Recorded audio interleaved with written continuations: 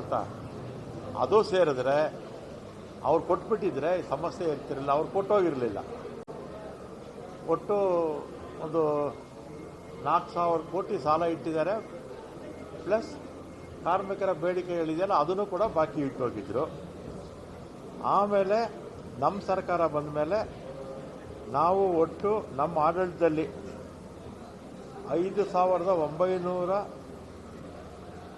ಅವರು ಮಾಡಿರ್ತಕ್ಕಂಥ ಸಾಲವನ್ನು ನಾವು ತೀರಿಸ್ತಾ ಇದ್ದೀವಿ.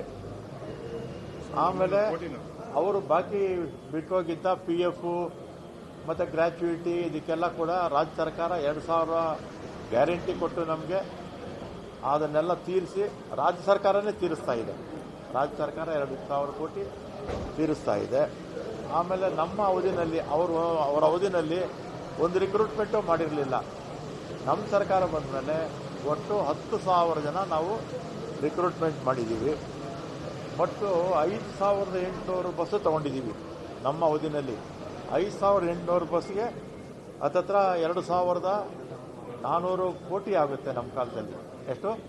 5,800 ಬಸ್ಗೆ 2,400 ಕೋಟಿಯಷ್ಟು ಖರ್ಚಾಗಿದೆ.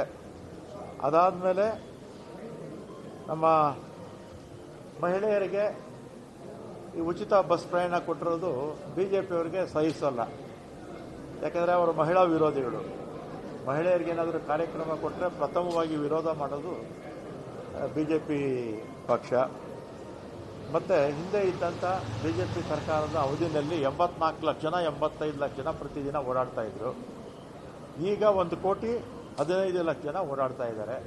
ಅಂದರೆ ಪ್ರತಿದಿನ 25ರಿಂದ 30 ಲಕ್ಷ ಜನ ಹೆಚ್ಚು ಜನ ಓಡಾಡ್ತಾ ಇದ್ದಾರೆ. ಆಮೇಲೆ ಇದುವರೆಗೂ ಕೂಡ ಶಕ್ತಿಗೆ 11,778 ಕೋಟಿ ಬಿಡುಗಡೆ ಆಗಿದೆ. ಮತ್ತು ಈ ವರ್ಷ ಕೂಡ ಮುಖ್ಯಮಂತ್ರಿಗಳು ನಮಗೆ 2,000 ಬಸ್ ತಗೊಳ್ಳೋದಕ್ಕೆ ಬಜೆಟಲ್ಲಿ ಹಣ ಒದಗಿಸಿದ್ದಾರೆ. ಇಷ್ಟು